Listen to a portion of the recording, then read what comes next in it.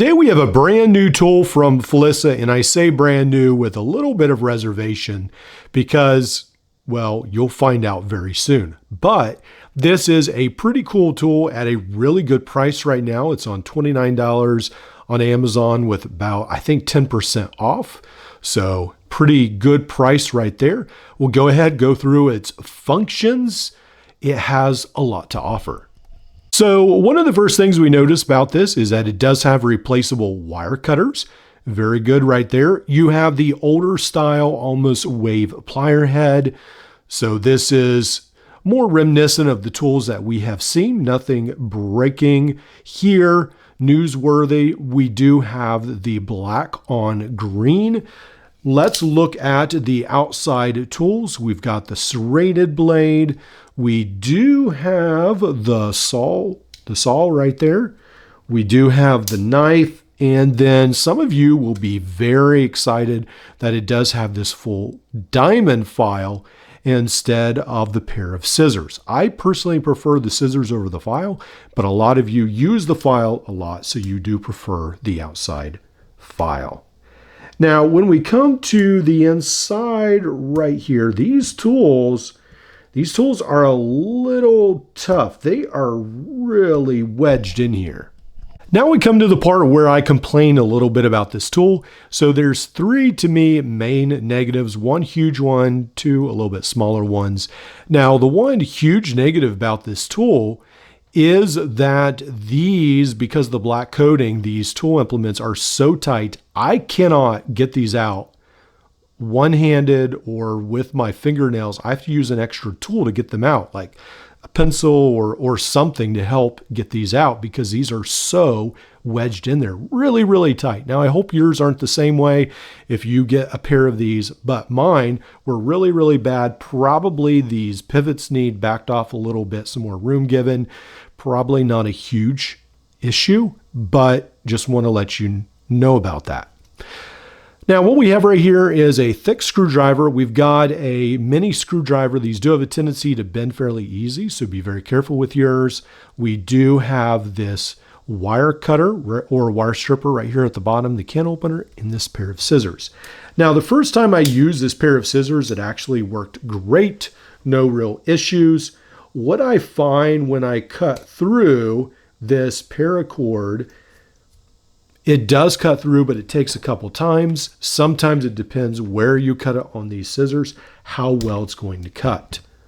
It does seem to cut through the zip tie really well. No issue there. I guess the scissors are another point where I feel like they're not as good as when they have the scissors on the outside. But again, you do have a full-length file. There is that. On the other side, no complaints with this. This tool comes out very easy. We've got the ball detent. We've got the Phillips, the flat screwdriver, locks into place. Very, very cool.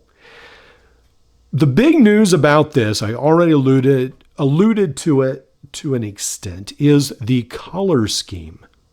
There's not really much change in this, but except the color scheme. So we do have the black, but the green is the big news. We've got green now. Also, we have tan. Now, have we seen wave style clones with different colors on it? Of course, we have Swiss Tech, but there wasn't any 1/4-inch bit driver involved. We've seen the Work Pro in, I think, green, blue, several other different colors. But again, it never came with a 1/4-inch bit driver. So usually these wave clones that have a 1/4-inch bit driver, they do not offer them in different color schemes, except black and silver or silver and black. Basically, those are the only three schemes. You can get black, silver, or black and silver. But what we see here is now green. Also, tan is offered, so that is something that is different. Again, Leatherman with their wave doesn't really offer, I don't think, anymore. I think in the past I've seen some special editions with different colors. But with the Charge series, obviously they did, which is essentially a wave, but is a little bit different. The Signal, all kinds of other ones are getting different colors, but it seems like now the wave clones are jumping on the bandwagon with these different color schemes. I did want to mention the pouch right here. It is a little bit like Leatherman with the snap. It does stretch on the side. The back isn't anything really to talk about that much, but it's not the worst pouch ever. let's get into weight. So I plan to turn this on right here. We've got ounces. This comes in 9.4 ounces compared to my wave at 8.5 ounces. So keep in mind, this is about an ounce heavier than your wave will be. We've got, I believe that's grams, 265 grams. The wave comes in at 241. So obviously there is a difference between these two tools. You may be wondering, how can I help this channel? Well, I'm glad you asked. What you can do is like and subscribe, even leave a comment. All that helps, and I really appreciate it. All right, so another complaint with this tool is that it does not have a pocket clip. I know it's a little bit heavier than the wave, but I still always like tools to have a pocket clip. That may be no worry to you since obviously you have the pouch, but keep that in mind. One of the other things I didn't even think about is I cannot find any ruler markings on here. Usually they're right here, but it does look like the green coating might have erased that, or they might not have even worried about the ruler markings.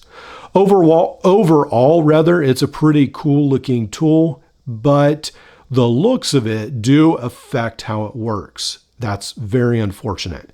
So I would be careful with this. Buy this knowing that you may need to put some work into it. You may need to loosen the pivots.